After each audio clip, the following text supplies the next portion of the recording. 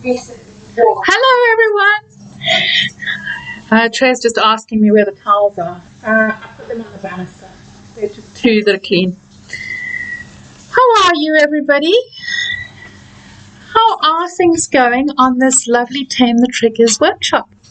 It feels very different for me because normally it's really rushing, it's intense, there's so many calls, and there's a lot of engagement, and this everybody seems to be going very gently, and so it's weird because I can't get a sense of how you are doing and how things are going for you. So I really want you to engage with me in the group to let me know how you are and what's happening for you. So now it is our Q&A, and there have been some amazing people who have submitted questions. So if you've got other questions, remember this is a public call. Maybe I should actually just write that so that people know that it's public. So if you comment, then everybody can see on my page. They can see your answers.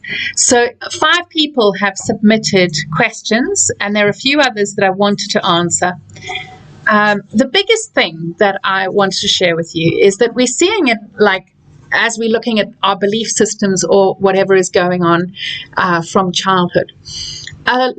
And I haven't noticed it as much in this program as previous programs, maybe because I've spoken about it a little bit more, is that to be trauma-informed for you, for anybody, it's really essential that you don't leap in to trauma without first getting safe. So a lot of people, oh sweetheart, I'd love you to pour me a water. Thank you, darling. A lot of people leap into trauma or upsets that have happened without getting safe first. And when you do that, it becomes so deregulating. So I'm really grateful that so many of you in the group have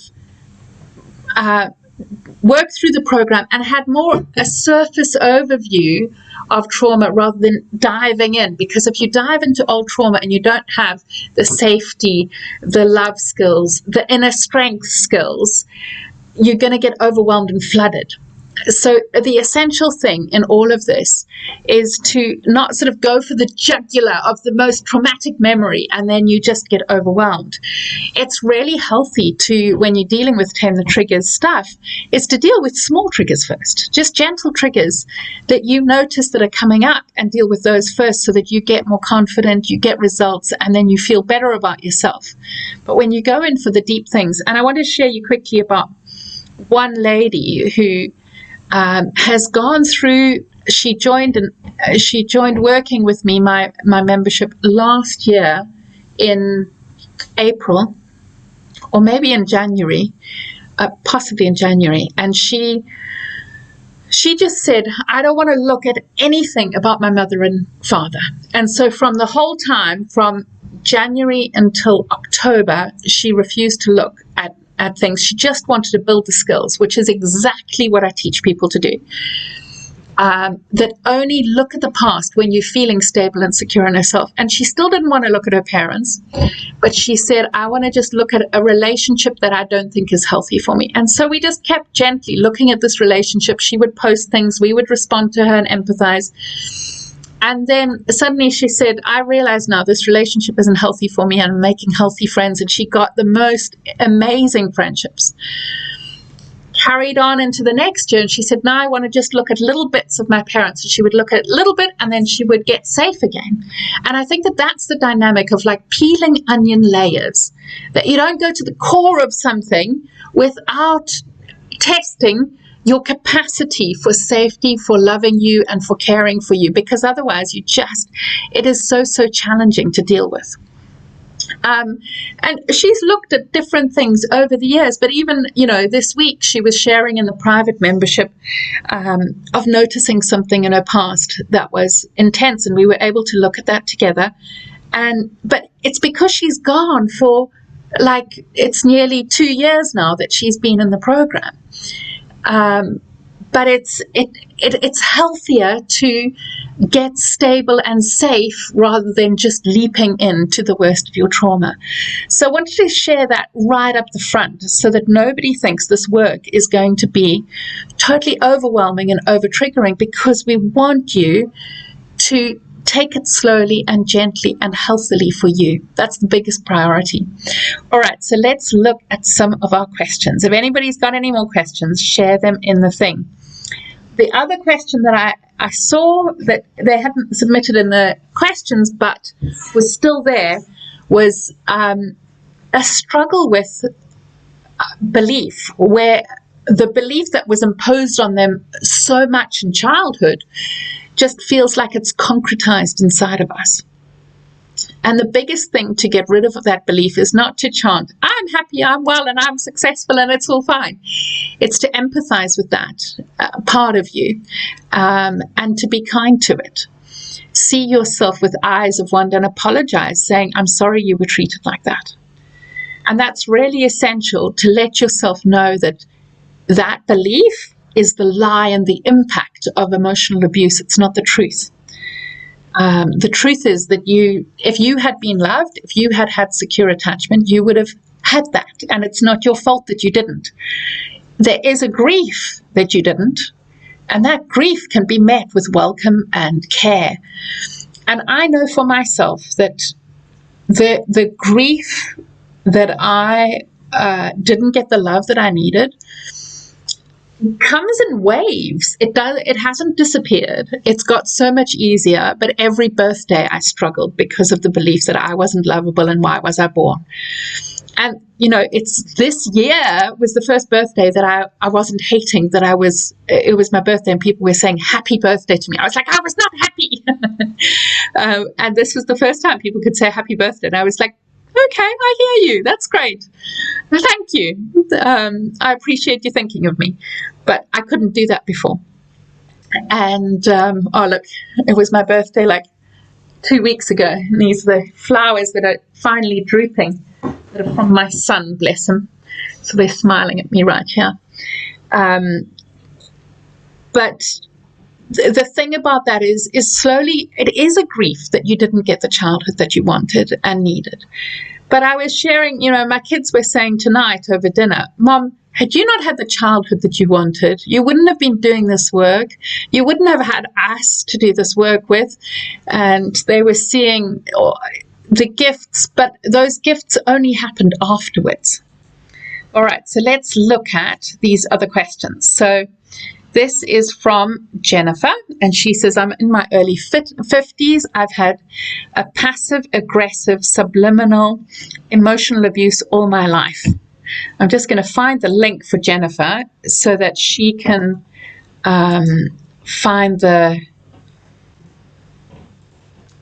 be able to come onto this so that she's able to get to the link. Let me just find it quickly so that I can send to everybody who has submitted a question that there's such a delay on the phone. It's at least on the thing, I can just see that this is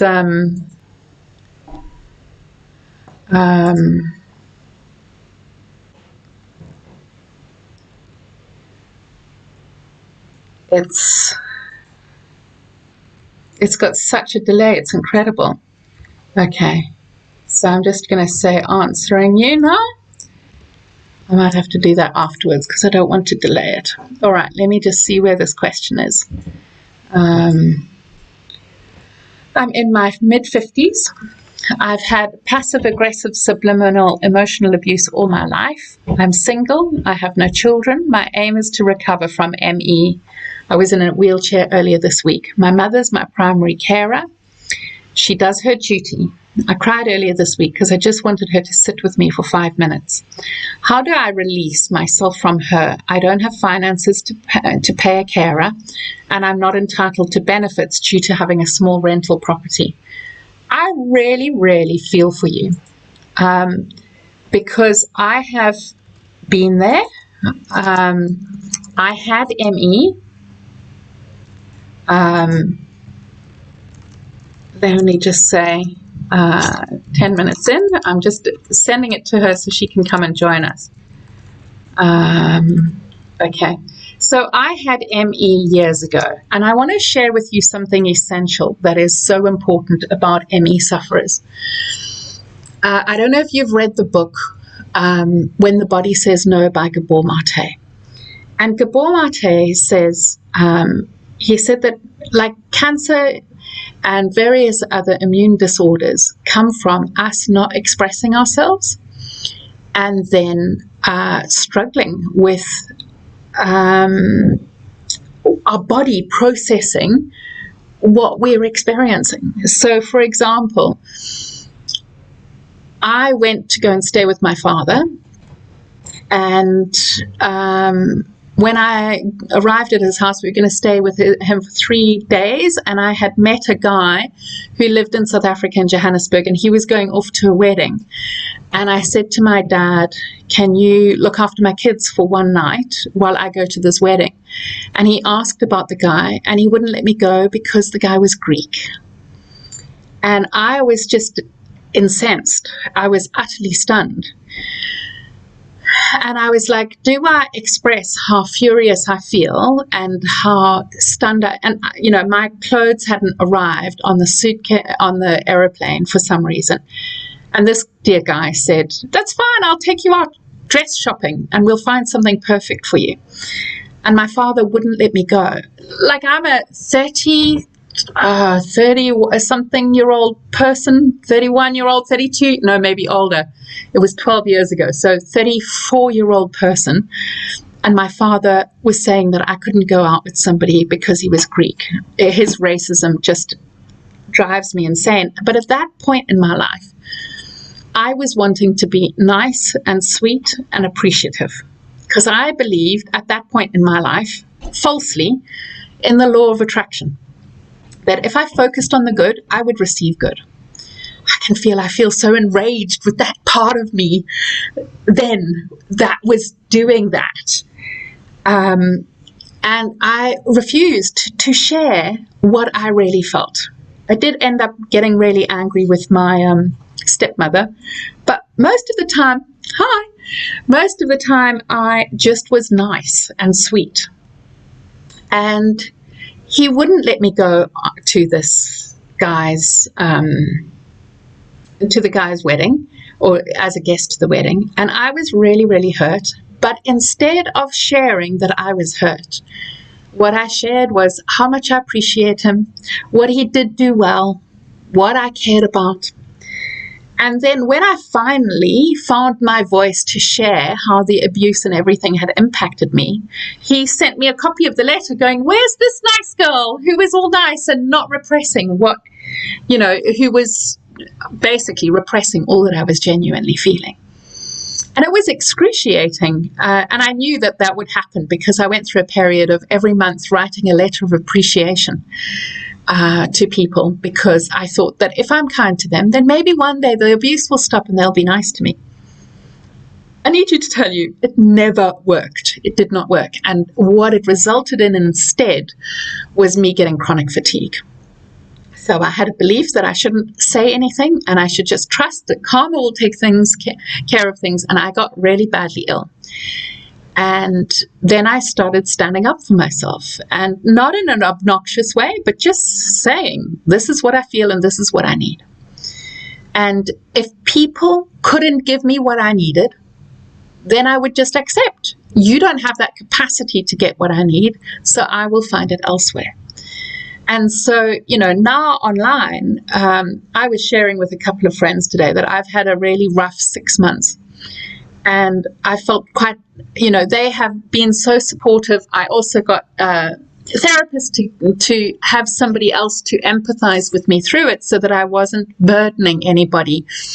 Because my friends have been fabulous, texting and calling and going for walks, but I still didn't want to take it out on them. And if somebody was unavailable, I was like, that's fine. I will call somebody else or see if the therapist has got a free slot, so that instead of going, just you has to meet my needs when they don't have the capacity to, then if I did that, I would get really hurt and feel really desperate. And I don't want to do that to myself. So I look at, does somebody have the capacity to meet me? And part of the pain that I've been in the last 6 months is I had expected that there were a couple of close friends who I expected could meet me. And no matter if I went back to them, they couldn't. And I kept hoping, what could I do to get them to shift? And they couldn't. And every now and again in my head, I do mental gymnastics of what could I say? What could I do? And then I remind myself, you can't change anyone. You can't change anyone in the world. You just have to go to the people who can meet you. So there are many people who join my Overcome Emotional Abuse program because their families can't meet them, and they become part of our online family, and we meet each other. So every day we post, somebody posts, and we all empathize and care about their experience. And it becomes an online family where we meet each other, and during the programs we have calls where we connect and we share and we get validated.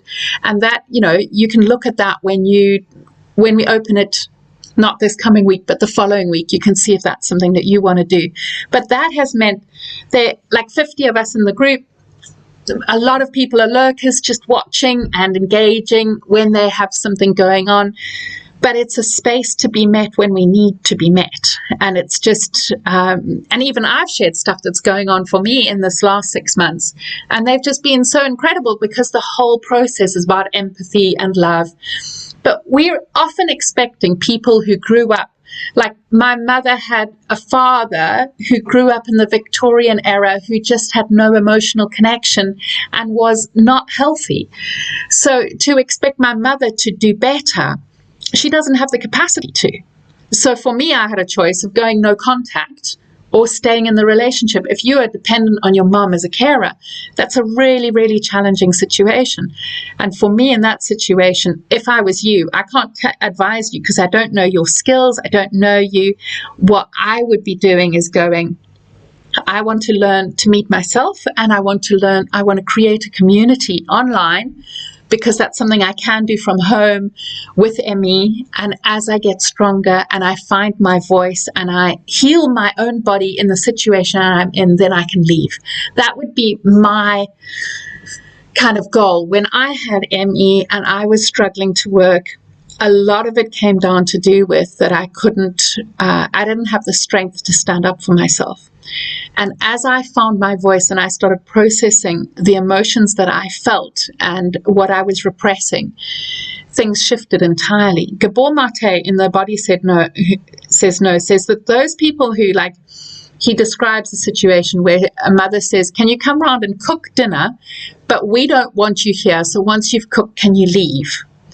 And the daughter does, but then collapses physically. Her body just can't function because it's just like an assault on her soul, and her body manifests it. And often that we have that in our bodies going on because we have just repressed what is there, and our bodies have to process it. My daughter does that. She, and now we can see it. It could be due to female autism, where she can't identify what her feelings are, and then because she can't identify them and doesn't even realize she's having a feeling, she doesn't speak up, and then it doesn't get processed, and then it manifests as fibromyalgia and pain in her body. And so she is practicing trying to notice what she's feeling and expressing what she needs.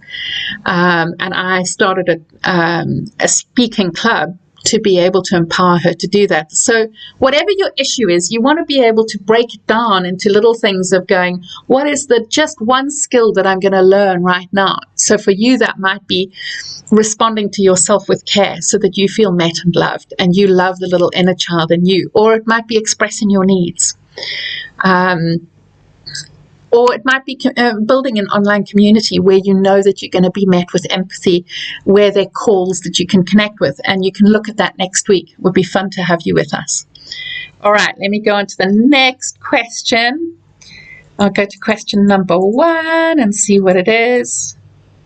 So this is at I need to just make a list of the times of the calls, because otherwise I'm not going to be able to show people. So 9 minutes, call number 1, at 20 minutes, this is, and then when I go back and post this, then I'll be able to share what time people's calls were. Okay, so I have got 4 children, 3 are autistic, and their needs constantly outweigh my own, and it's gotten to the point that I've neglected myself and my needs so much I don't know who I am anymore. How do I come back from here? I can fully identify with what you've said, because I have 2 kids. Now we realize that both are autistic, and we realize that I'm probably autistic too. And here's my little form for my going for an autism assessment or diagnosis. I'm a single mum, and my kids didn't want me to go out to be a consultant, because I have a degree in integral theory that I did on purpose, that I could become a consultant in London, and they said they would rather have me working from home so I can fetch them from school. So financially things were a lot more challenging as a single mum.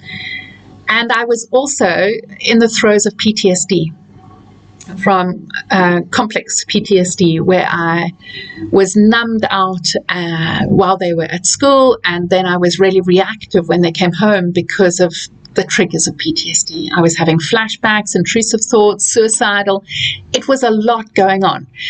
And having special needs children was exceptionally challenging, until the moment that I shifted and stopped wishing that they were neurotypical, and I started to explore what were the ways that when I was a kid I wished that I had been treated.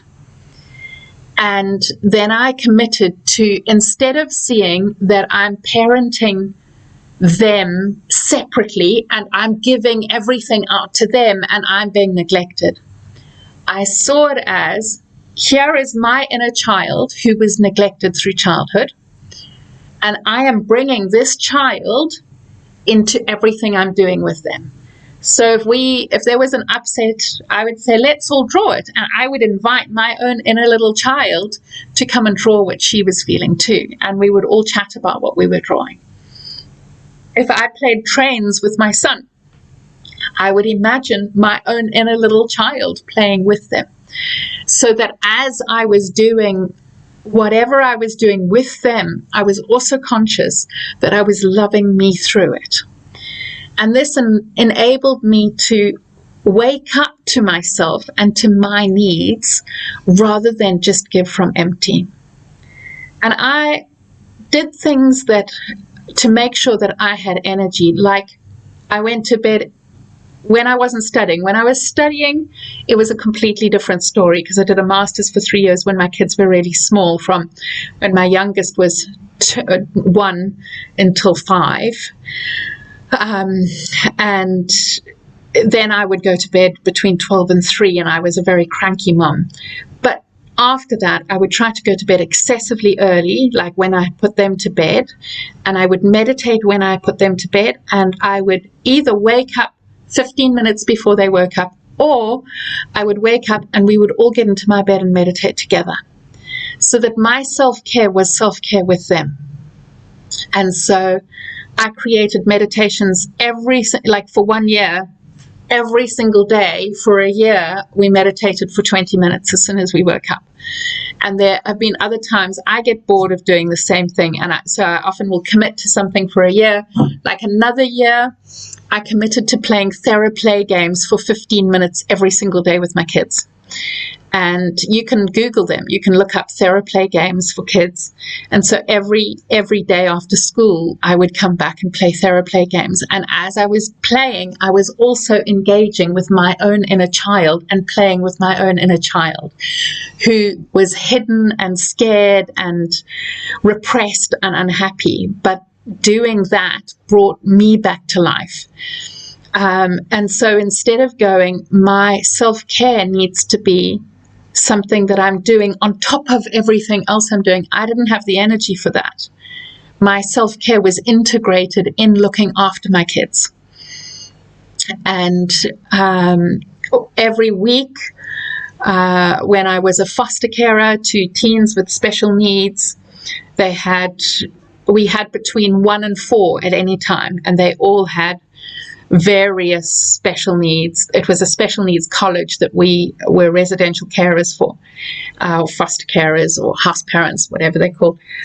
And we would have family meetings. Hi, Lorianne. We would have family meetings every Sunday and ask each person, including my 2-year-old, what is it that you're working on this week? So we actually asked 5 questions, and the questions are from a book by the author of Kurt Wright. I haven't read the book for more than 20 years, but I did business coaching, and this was the book that we used then.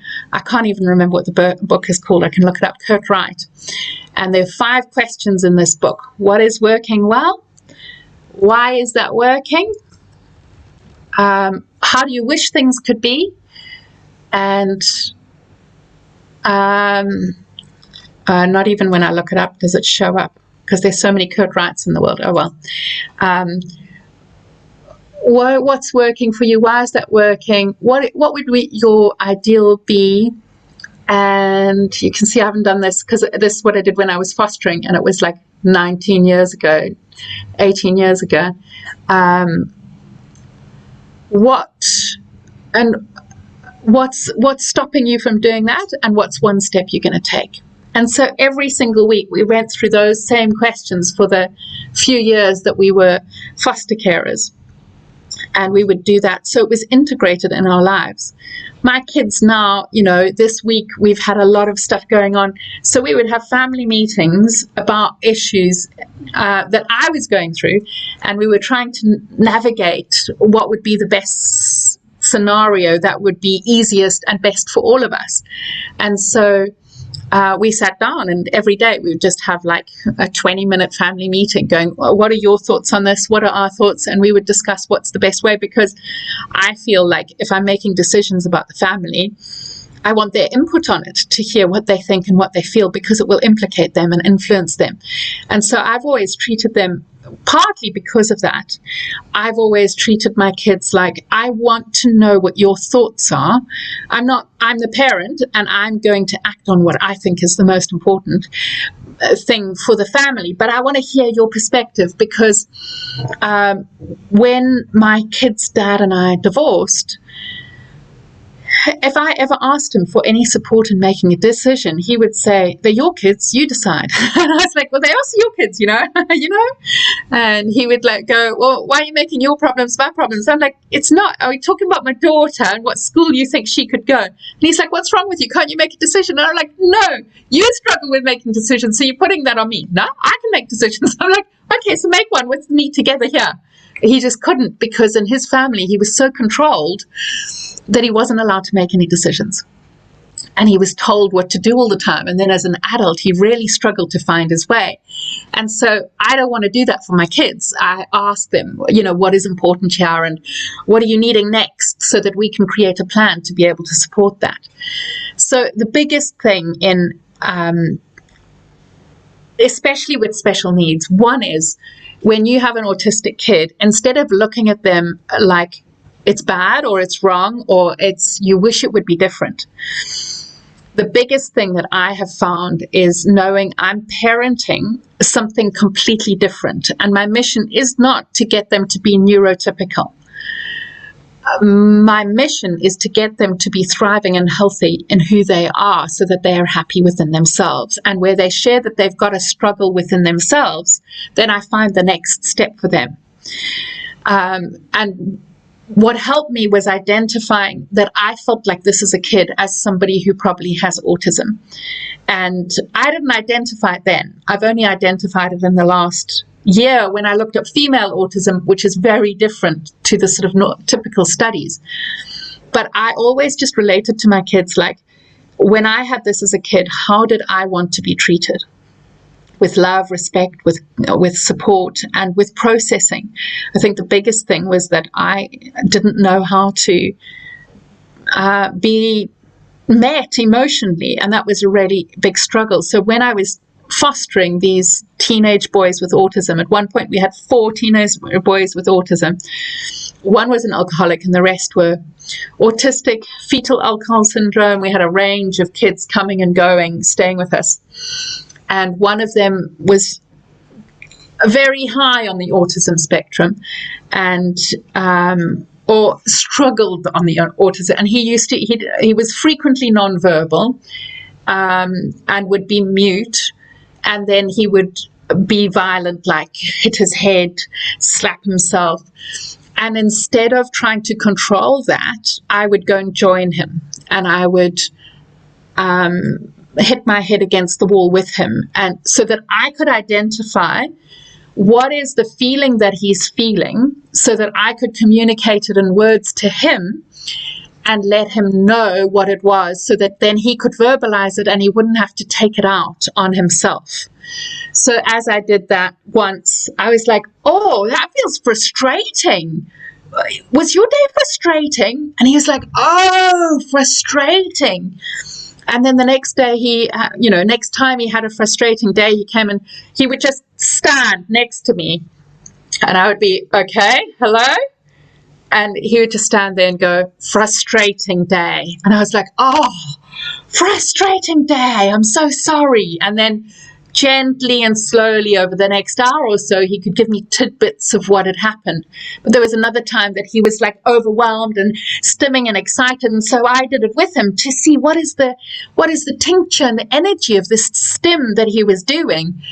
And I was like, oh, you're excited. And he was like, excited, because in autism, you often don't have a sense of what you're feeling, and so the body movements help to verbalize them, and I could just do it with him to establish what is the sensation and the feeling that he's trying to express. And the moment that he expressed it, he felt such relief because he could then know that he was met and understood. So in doing that, it also helped me to meet my own needs, because then I could communicate my own feelings and share with my kids. Right now, this is what I need. And in me showing them that I'm doing what I need, like I would say, I need to meditate. Let's all meditate together. If they wouldn't, then they could watch 15 minutes of TV. Mostly they would watch with me, meditate with me. But I knew that I needed that for me to be able to give from overflow. So I hope that helps you. Let me go on to the next question. I'm just going to check if there are any comments. Yeah, it's amazing. All right. If you've got any questions, anybody, you're welcome to either share them in the comments here, or if you go to restoring.love/Q, you can put in an anonymous question and I will come back to you. I'll just go through all the questions and I will get to you in a minute. We're on question number 3 now. Let me find this little table that I've been doing of what the time is for these questions, so that I can put it into the list afterwards and people can find where they are. All right, let's see, number 3. All right, lovely Lena says, I am scared to love myself. The whole weaving love into you is mentioned whenever I say, and I do say that often, weave love into you. I freeze up inside because I don't know how to do that. I don't know how to accept myself, even when I try to give myself a hug. How am I supposed to give myself love when I'm so empty inside? Where is that love for myself supposed to come from? And do you have any advice on how I can accept the love that I give to myself, even if it's just siphoning vibes from the videos and comments? So a lot of people who come to my world really, really struggle with any level of love. And there's one lady that I'm thinking of who, when she came, she felt very dismissive of this work, that she didn't feel like she even needed it. She said, I didn't have any abuse. There was nothing wrong. And through this work, she came to see that actually she while she wasn't abused, she was quite neglected, and she didn't recognize that she'd had emotional abuse of being criticized and put down a lot, because some people have had sexual and physical abuse, and other people who haven't go, well, I've had nothing wrong and nothing happened to me, so I don't know why I'm upset. But over time, she came to see, wow, I've been criticized and controlled. And it took her, I can't remember the exact date, maybe a year. It was just less than a year, because I've remembered it was October, and we started the November previously. So it was a year later. We were on a call, and she said, I've just had the most magical thing happen, that as I was listening, because her own inner voice was always critical to her, not loving, unkind, making herself wrong. And she said, I just was sitting here just before I was waiting for the call to start, and I looked up and I saw myself in the mirror, and I heard my inner voice saying to me, wow, you're beautiful. And she said it was amazing, because before she could only hear her negative voice going on and on and on and on. And then over time, listening to my voice of saying that you deserve love and care and goodness, she started to hear my voice in her head often. And she carried on hearing my voice again and again and again, until finally, after a year of hearing that, she heard her own voice had changed to be kinder and more loving and caring. But you think of your life that you were stewed in a body that of a parent who, if you hear, probably was self-critical and unloving of themselves. So you didn't have that deep, beautiful loving for most of you. And then for a lot of you, so Lena, I know who you are, and I know a little bit of your situation because you've just done the last 8-week program. And I know a little bit of your situation where your parents are not very loving in the environment of your home, and they can be really controlling and critical. And so for the first 2 years of your life, you had that all around you, and your brain, 80% of your brain grows in the first 2 years of your life. So your brain would be wired for that criticism, a fear of watching people, and that sort of frozen sense of you can't trust the people around you because they're not loving and you don't know what they're going to do. And so you are programmed with that. Thank goodness our brains are neuroplastic and they can change. We can rewire, and I know that I've shared with many of you the situation where I was physically abused and had my head smashed in by my mum, and I lost my sense of smell for years, decades, like 24 years or so, or 27 years. I'll have to sit and work it out, but between just, around 25 years, I couldn't smell. And suddenly I started smelling burning, and I was like, and I would say to my friends, what's this burning smell? And they were like, there's nothing burning. Open the oven, look in the toaster. And then I asked Google, what's this burning smell? And it said it was the neural pathways for people who've had traumatic head injury, that the neural pathways are refiring, and that is your smell coming back. So that's of deep physical damage where it wakes up, and that's the same of psychological and emotional damage, that when you're out of that environment and you start to do this work, your neurons fire differently. So when you're saying, how do I do this? If the love is difficult, I would start with identifying and empathizing. My supervisor, when I was training as an attachment family therapist, said that it takes 7 minutes to rewire a neural pathway with empathy.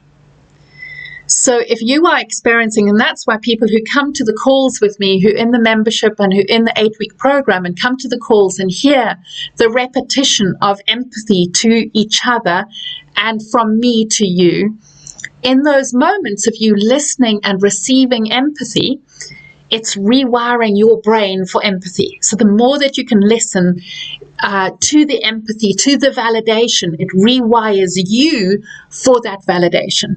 And in the the Overcome Emotional Abuse program, we do 2 calls a week, and we do where you're practicing empathy, and we do so in different time zone. And then I do a call which is a love and action call, where I do call sort of 3 half-hour calls where I am working with you to put love into action in your life so that you are loving you in every area of your life. And that's the more that you practice that, the more you can embody it. So where I was saying that empathy takes 7 minutes, when you're saying, I need to love myself, and you're feeling that fear, I would pause and be with that fear. And then you said, then you freeze inside. So you have this frozen part and you have this scared part. And I would meet them and say, hi, I see you frozen. I see you scared. And ask, where do you come from? What age are you? What age do you think I am? And I would explore with that fear, because that's being loving. That's not, if you were not loving, you would just bulldoze that and go, I'm just going to hug myself because that's what Zariya is telling me to do. No, I'm not telling you to bulldoze anything. When I started dating my kid's dad, he told me that he loved me. And you know what I did? Because I had no capacity to be loved, because I felt that I was unlovable, I went, I could not let it, I could not be loved. There was another guy that I met 24 years ago in Spain, and he said that it was like anybody who was loving to me, I would just go, it's Spanish, and I think, I don't know if it's the right word, so if anybody is Spanish listening, curtsy, romantic crap.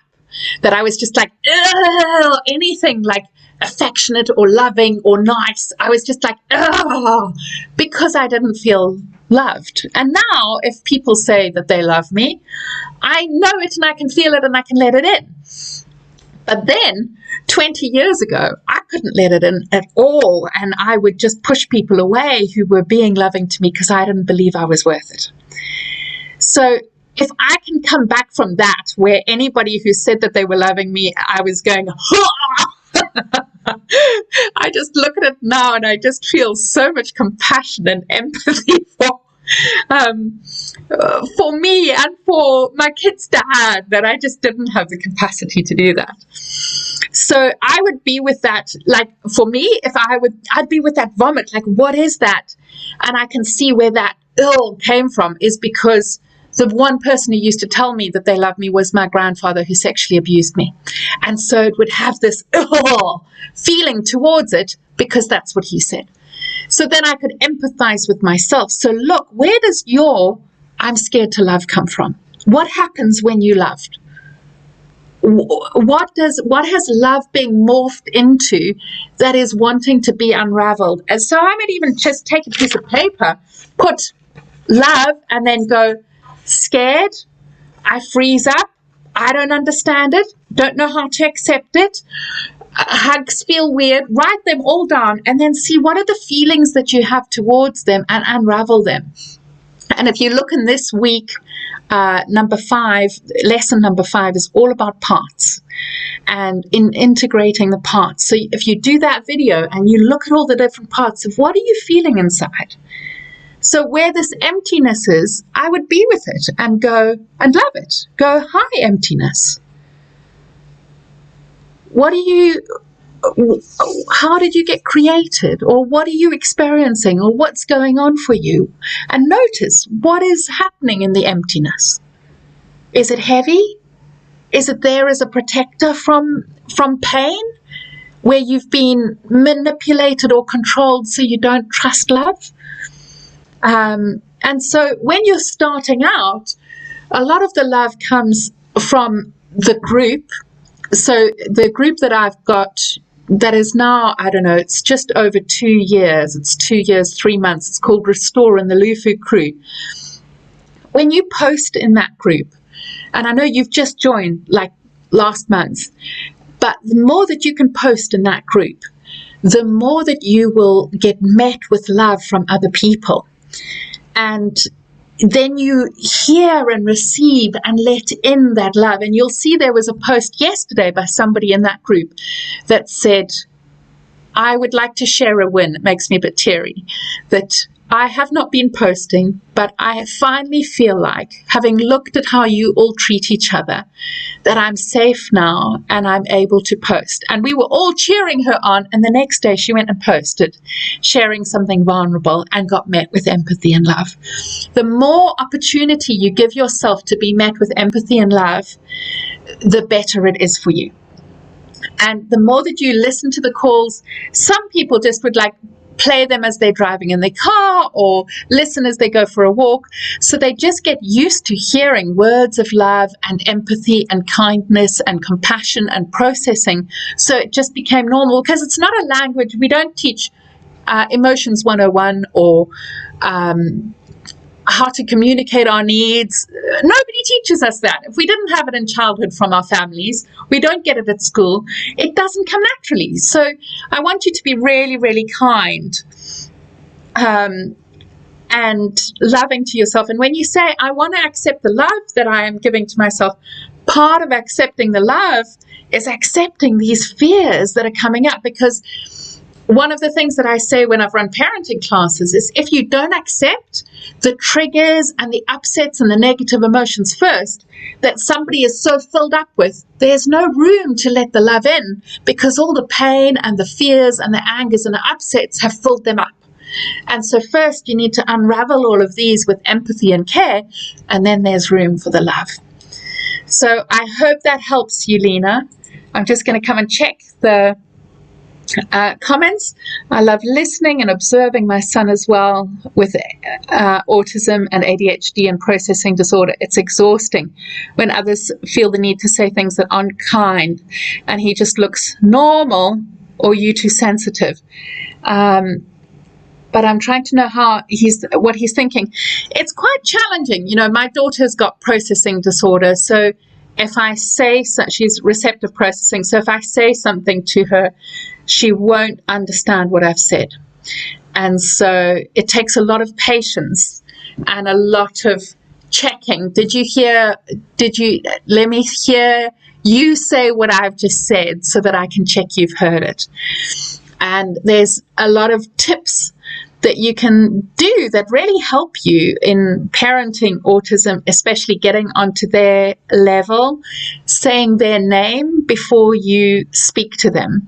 Because otherwise, if you start speaking and you haven't said their name, they won't recognize that you're speaking to them. So you'll tell them all of these different things, and they won't have a clue that you're speaking to them, and then you feel unheard. So I have to make sure that I say their name, I get to their level, I communicate whatever I'm saying, and I communicate it in chunks and check that they've registered and heard those different chunks, because otherwise it just becomes a blur in their minds.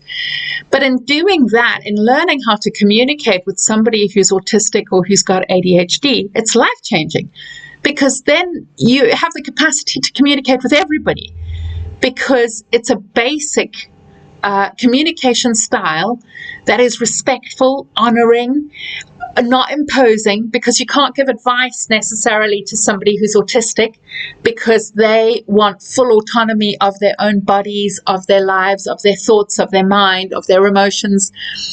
And so it's always giving them space for that autonomy to create who they are. And you know, what's come out of that is my free group, Home for Restoring Love, where I have the rule, nobody can give advice to anybody, because people who have ADHD or autism hate being told what to do. And so it triggers people and they get defensive.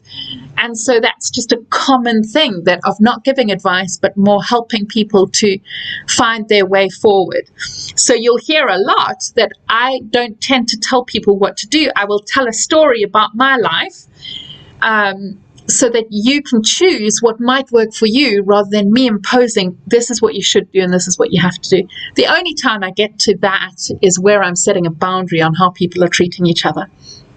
Other than that, I don't tend to tell people what to do unless I'm triggered by something. So I hope that helps. Let me just check that I've answered you.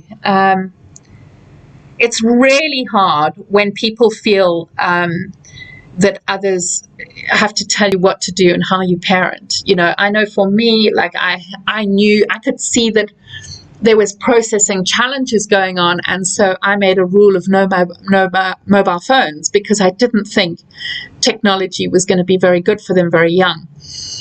And so my mum had said, can they come and stay the night? And I said, I just had this weird feeling, and I was like, they can stay the night as long as you don't give them mobile phones. They came back on the Sunday with mobile phones each, and then I was the horrible mum going, I'm really sorry, you can't have these. They're not good for your brain. When you're just needing to learn how to compute things and get language, learning how to speak. When my daughter struggled with speaking until 7, people could struggle to hear her. It was only at 7 she was really fluent. Until 5, most people couldn't understand what she was saying. Only I could, so I would have to listen and then translate for her. And people would be so unkind. It's the levels of cruelty that people go to without understanding, without caring, are utterly stunning. So I feel for you, and I really understand how hard that is. And I know that at a lot of the time I was struggling with PTSD, so I was really reactive when people were unkind. Some of the time it was not fun, so I feel for you. All right, let's see what the next question is. If anybody else has any questions, do ask.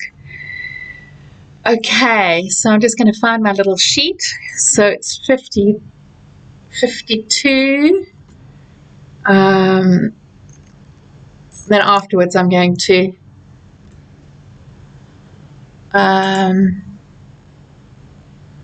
okay, so I don't know how to value myself. This is Gigi. I don't know how to value myself. It's really hard.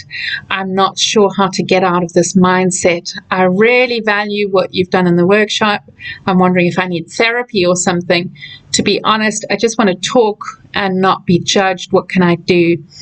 If this answer is too much to answer, though, I understand. Now, I just want to say to you, by this statement, if this is too much to answer, I understand.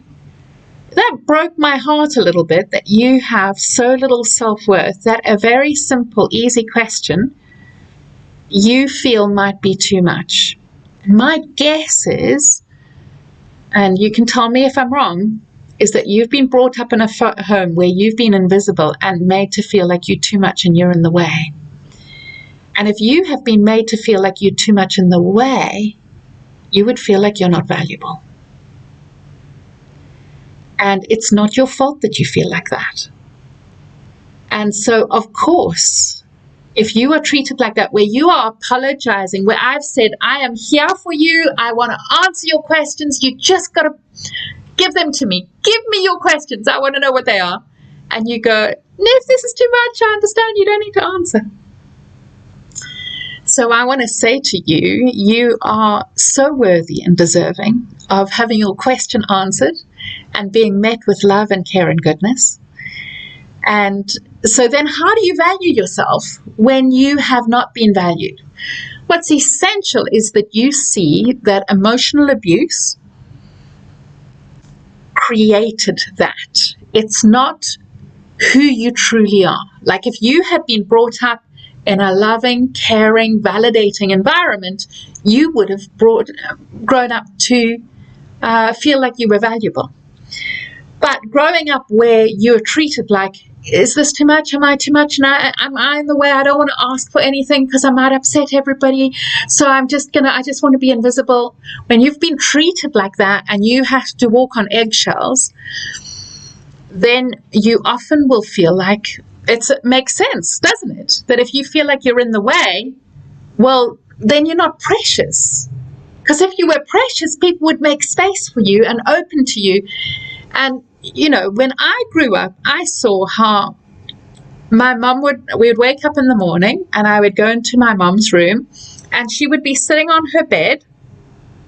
The lady who worked for us would bring her a cup of tea because we lived in South Africa and that was how it was. And I was just like, why does she have to wake up and bring her tea? But, that was the reality. My mum would be sitting there with this massive newspaper, either on the floor or lifted up and her leaning back. And I would walk in and I would hardly get a peek off the newspaper. She would just be like, go and get changed. And I was like, where is the love? Where is the interest in who I am? And so when I had my own kids, I realized, of noticing them coming in the room, that why would I blank them?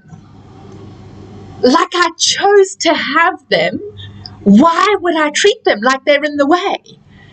And so even now, like if my son walks past, he's 16, and he doesn't say hello, I go, and I'm like, hello! And then he comes and gives me a big hug, because I want them to grow up knowing that they are cherished and loved. So you think, if you grew up in a family where somebody went, good morning, beautiful, lovely to see you coming. That's what I did to my kids, because I knew I felt shit every day being blanked and treated like I was invisible, that I didn't want my kids to feel the same way. And so one thing that is essential is for you to start that with yourself. And that's a challenge, because when you start doing that, you often hit with the pain and the hurt and the rejection that you didn't have it. But I did it every single day. Every single day I would wake up and say, good morning, beautiful. And I would lie there with my eyes closed, and I would start with my toes, and I would go, good morning, I love you. My feet, good morning, I love you. And my kids would come in, and we would go through the meditation together, going up our whole bodies. Good morning, I love you. And so that was what we started doing to ensure that we knew that we were special, that we were loved. And then what I also started doing is seeing who in my life is toxic and treating me like that I don't matter. And I realized, instead of killing myself off because I didn't feel valuable, I needed to kill off the relationships that were not healthy for me. So I looked at those and just went, those have got to go, because they make me feel used. So I looked at all the friendships that I had, and I noticed I'm being used a lot as a free therapist, where I'm getting emails or phone calls or messages of people wanting help and advice from me, but not calls very many times of them going, hey, should we take you and your kids out? Or where should we go today?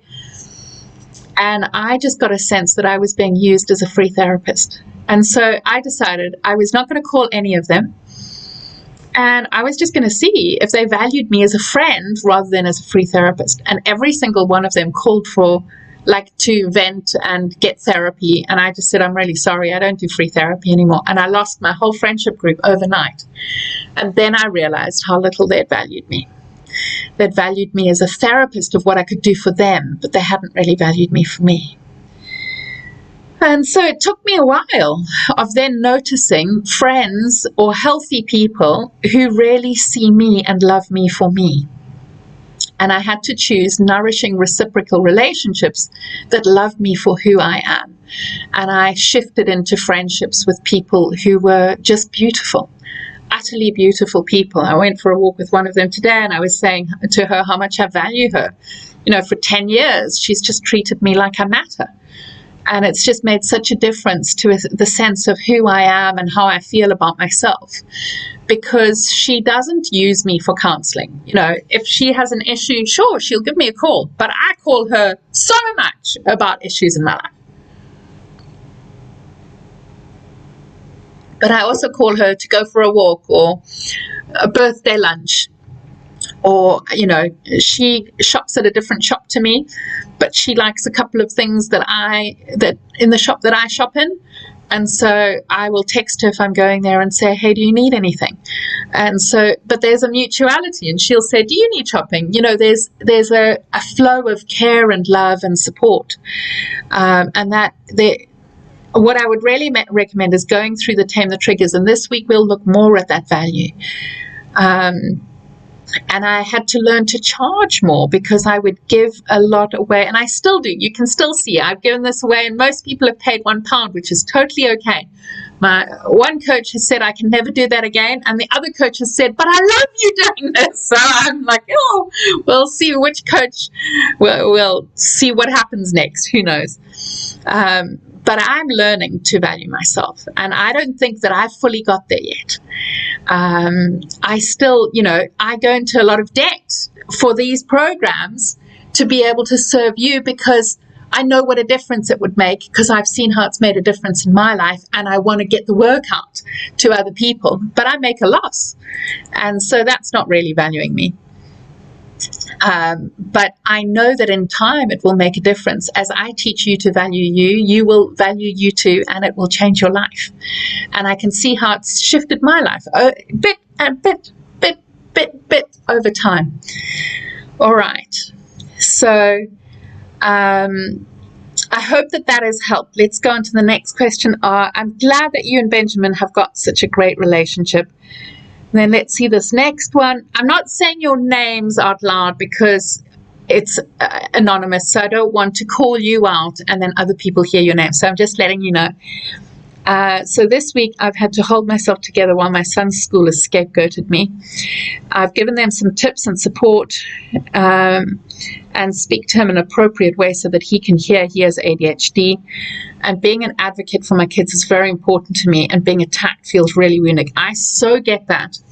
And one thing that really helped with my kids was that I went to the Senko. If you've got a shit Senko, I wouldn't go to your Senko. I've had two schools where we had really terrible Senkos, and there was no point, because I just would feel completely invalidated by them. But what I did do with is to write like pinpoints, not a big flooded email, but I wrote like, these were the small points of what really helps. Like, before you tell my son what to do, say his name and make sure you've got his attention so he knows he's speaking to you.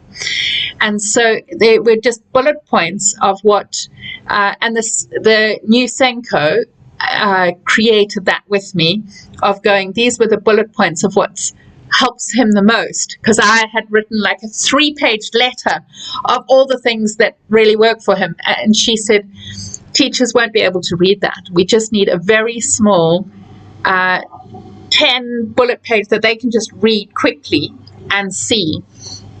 And that has really, really helped for how people relate to him, because then his needs are being met.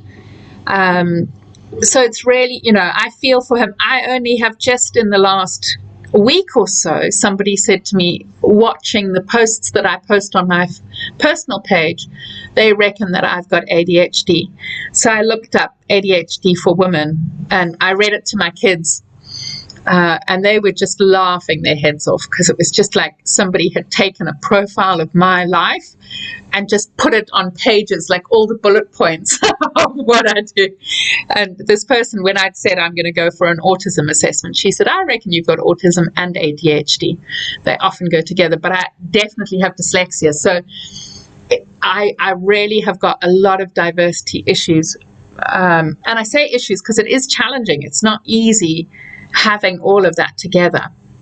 But like, there's papers everywhere, and they were cleared 2 days yesterday and 2 days ago. I don't know how they've got back here, because that's just how it goes. And it's a lot to cope with. And I'm really proud of you for being an advocate for your son and making sure that he gets his needs met. And I wonder, have you watched the scapegoating videos that I made? If you look under the video section in Home for Restoring Love, or the Tame the Triggers group, or Restoring Love, my page, I've done 5 scapegoating videos on like, what is scapegoating, the impact of scapegoating, what you need to do when you're scapegoated, and why people get scapegoated. A lot of people with ADHD and autism get scapegoated, sometimes because they're different, but I would also look at if it's racism, because that is very common in the UK and the US, that people are scapegoated, especially those who are neurodiverse and a minority will get scapegoated far more. People who are autistic get bullied or abused or neglected They did a study of 5,000 people, and of those who were sent in, of those 5,000 who were autistic, 70% of them had abuse, bullying, or neglect. That is just, of the folk who were abused, only 30 who had autism weren't. And I found that utterly tragic.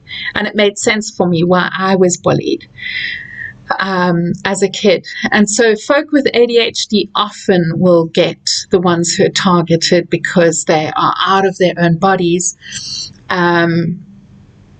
Oh, that's fascinating. I'm so glad that you were able to see and identify that. And it's challenging, having just been through the scapegoating situation myself. It's excruciating. I really felt so out of myself. And especially when you've got ADHD, you feel out of yourself and out of your body already. So a couple of tricks that can help your son is that if he can imagine that his highest, most loving self is standing on the side of his body. So if you imagine that he has got up and is standing behind himself and putting his own hands on him, like invisible hands, and standing behind him. We call this in my Restore group comforting hands, putting the hands on, and that he can feel the imaginary pressure. So you can do it as a meditation and just say, imagine your kindest self standing up, your soul getting out and standing behind you and putting hands on your head, on your shoulders. That can help to calm and focus him on whatever work he's doing. And then as soon as he feels like his soul, so it's like his own inner witness or inner regulator standing there and calming him. And that will really, really help. That has helped me so much through this, that then I feel comforted and cared for through it. Hi, Kirsty. Love you too. I really, really feel for you, and I'm proud of you for giving them tips and instructing how they need to treat him, because I think that people who are neurodiverse have got so many skills and talents that if they're brought up in a world where they're valued and cherished, they can really blossom and create new things in the world that other people wouldn't, because they just think in a very normal, typical, traditional way. And I can see now, sitting around at the dinner table tonight and my son saying, Mom, imagine if you didn't have autism and all of this going on. You would just be boring and you would live a normal life and think of all the people that you help, because you have that obsessional quality that you want to understand. How does love work? How does empathy work? How does scapegoating work? And then you create it in little systems and, that level of organization and detail. Other people don't have the energy or the willingness to do that. And he said that obsession is just incredible. It's going to change so many people's lives the more and more that you do it. So I can see the gift in it. And the more also that you can really work with your son of seeing the gift, with my daughter having dyslexia, every time that I see any person or any article on dyslexia, I send it to her to remind her how great she is. And I also let her know, like, the things that she's not great with, like processing stuff. She's really great with empathy and she's really great with care. She'll be a fabulous therapist when she finally qualifies, but she will struggle with notes. And I've just said, it's fine. You just create a voice recording. You only need 2 or 3 lines for notes, just so that you can remember what you were talking about. But I've really, I wanted to empower her to know that the things that she's not good at won't matter in life. She'll be able to find other people. Like for all of us, none of us like tidying the house. And my wish is that they'll just be rich enough that they can hire somebody, and then they're actually supporting the livelihood of other people, instead of feeling, well, I'm useless because I can't tidy a house. No, you've got incredible minds and beautiful hearts. So the more that we can focus on our kids and remind them of their goodness. Like if somebody has said something to my kids in the day that has impacted them, then we will sit in a little circle. Or if one of us says something that's a put down that we are having a bad day and we don't even notice or register we're saying that, then we'll sit down and go, okay, we're going to say, 7 positive things to you to fill yourself back up, so that but we won't just go, you're beautiful, you're amazing. We focus on the specific qualities that they're good at. Like, my son has an incredible sense of humor. He's deeply passionate and follows things that are fascinating that other people don't look at. So we look at specific things that they can really acknowledge and absorb inside of them. All right, I think there is one more question. Let's see what the question is. If anybody else has got a question, just pop it in the comments.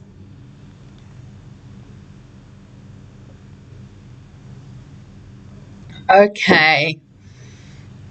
This is, let me see where my little thing is. All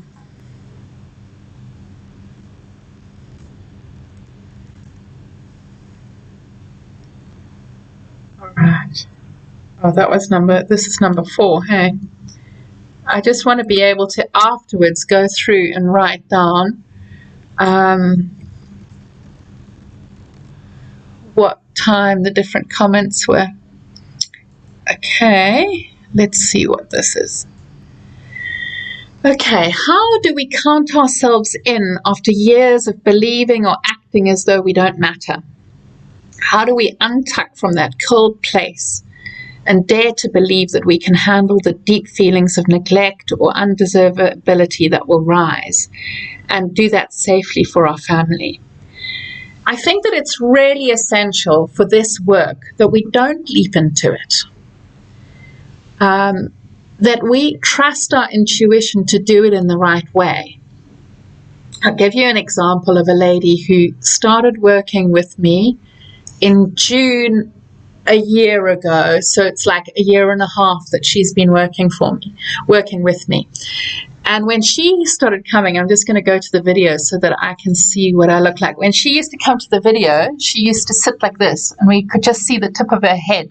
We couldn't even see her eyes, and she would just sit like this the whole way. And if she saw her eyes, she'd quickly bring it down again. She didn't want to be seen at all. Now she can sit like this and talk to us a year and a half later. But she was just too invisible. She was too hurting. She couldn't do the work. And what she did in the program, so we have this 8-week program that I run 3 times a year. And in the program, and I don't know if I'll always do it 3 times a year. This might be the last time I do it 3 times. It might only go to 2 times a year because it's really intensive. And I'll do other things in between. But so in this 8-week program, we start off just with safety. Just safety.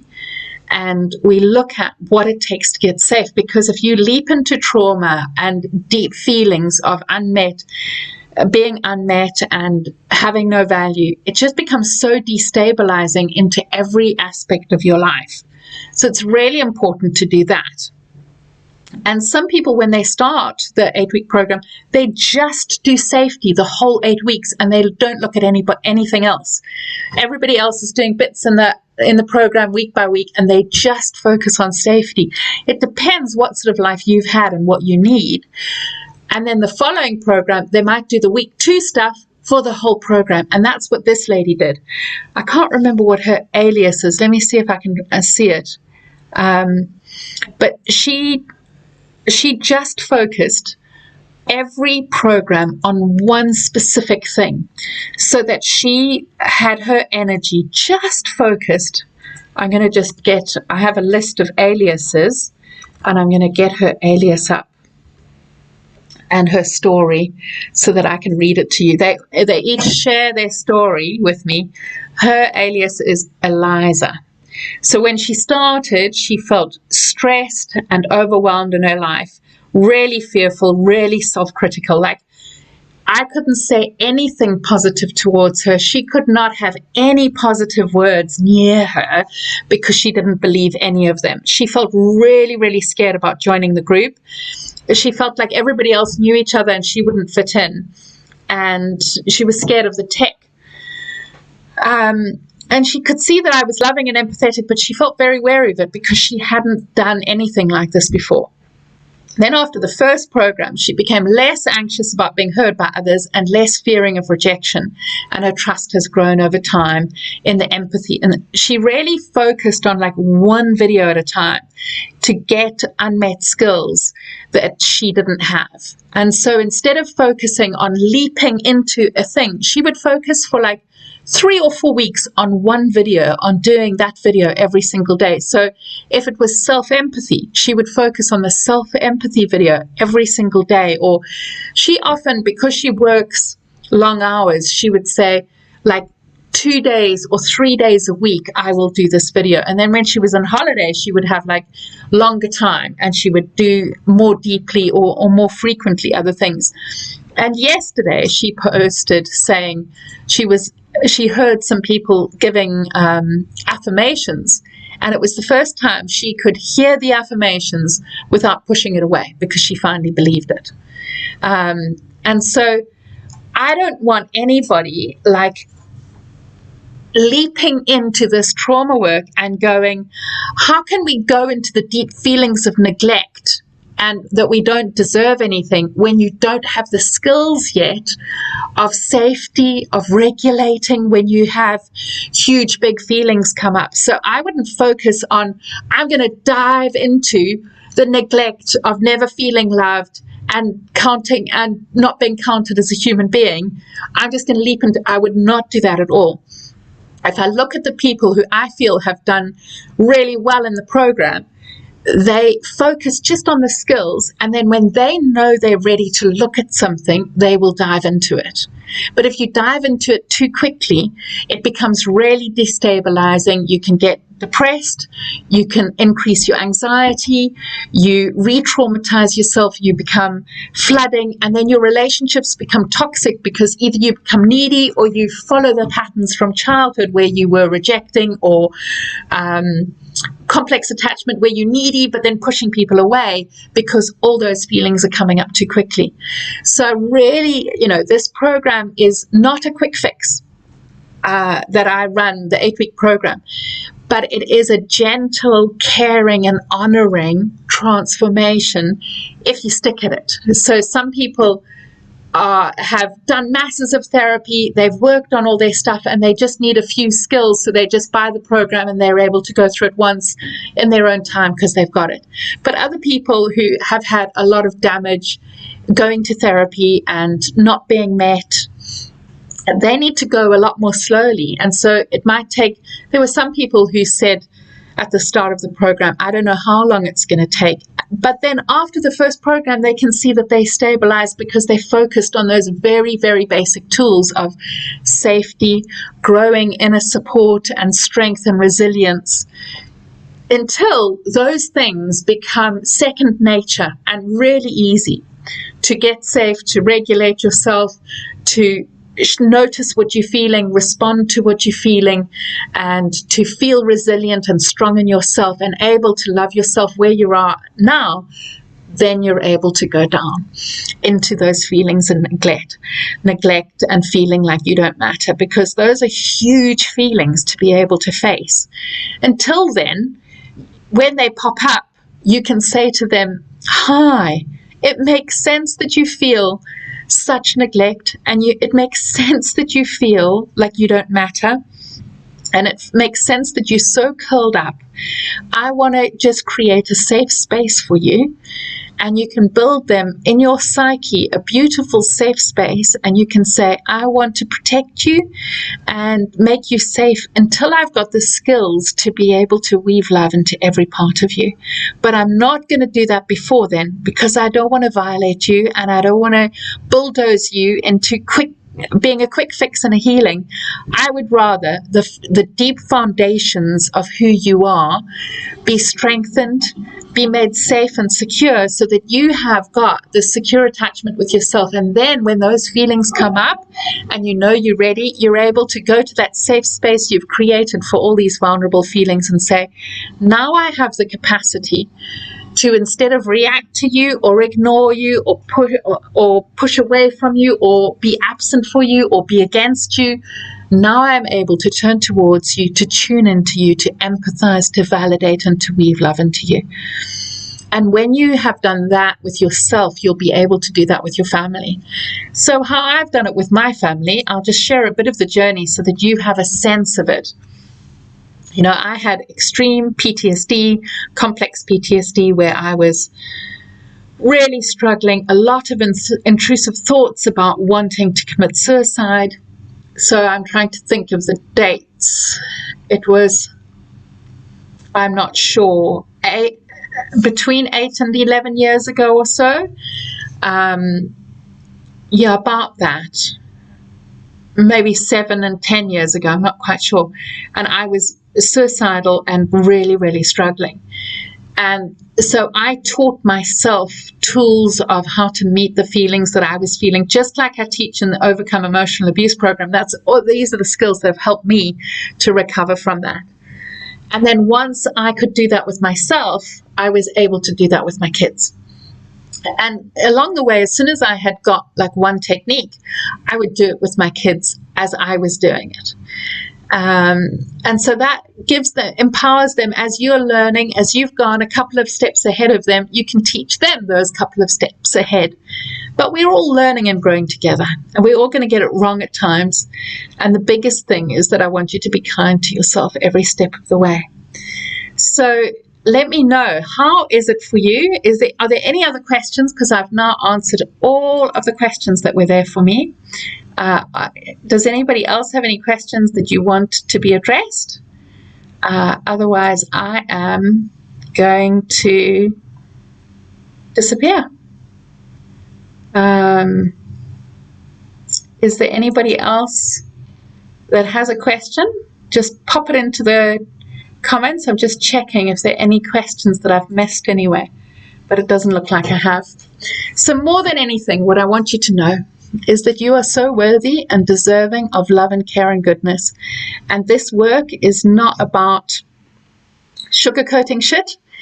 It's really about you having a deep, authentic connection with yourself, where you are open and vulnerable with yourself, and you have the capacity to respond to yourself. For so many of us who've had emotional abuse in a destructive way is mocking, shaming, putting down. In a passive way is ignoring, dismissing, bypassing what somebody is saying. If you've had that, then you feel like all that you're going through is useless and you don't matter. And it really takes a lot to tune into those feelings and say, we're not going to go, I'm happy, I'm loved, when you feel that sense. But the more that you empathize with those feelings and love yourself, the easier it is to laugh, to be happy, because you've met all of these things with love and care. And that laughter comes from a deep, genuine place where you genuinely are alive and happy because you've processed these things that are coming up. And life just becomes so much easier. But it doesn't happen overnight. One of the things that really helped me was reading the other day that, like, Buddha spent 15 years in a cave focusing on healing all the stuff that had in his life. And he lived in a palace where his folks were focused on loving him and never wanting him to see suffering, you know. And I think, God, he spent 15 years doing that. I need to give myself a bit of a break and be kind, knowing I'm also bringing up kids. He was focused on that, doing that all the time, and it took him 15 years. So I need to be a bit gentle, knowing I don't have all day, every day to focus on that. So be gentle on yourself. And, you know, the work that is here, which is because I want to speed up the time that it's taken you, or taken me to do, so that it's easier for you, because I didn't have a map. I went for talk therapy, I went for EMDR, I went through CBT that was useless for me and just a waste of my time. And I've trained in different things because I want to make that path quicker and easier for you. So, yeah, I'm looking forward to next week, where we have 5 more 10-minute things, 10-minute videos, 10-minute lessons on taming the triggers. And I look forward to giving you those to you next week. I can feel I'm getting tired and tongue-tied now. So I'm going to send you love, and we'll see you next week. And share this if you're on Home for Restoring Love. You can share this, or tag those who you know need some loving and goodness and weaving love into the parts of them that have not been loved before. All right, I'm sending you love. Bye. Oh, I just thought, for those who want to sign up and haven't, to Tame the Triggers, we're just starting specifically like this. The first week has been the foundation of stuff that like really helps you to get the foundation, and this week we're going into the specific things that help with Tame the Triggers. All right, sending you love. Bye.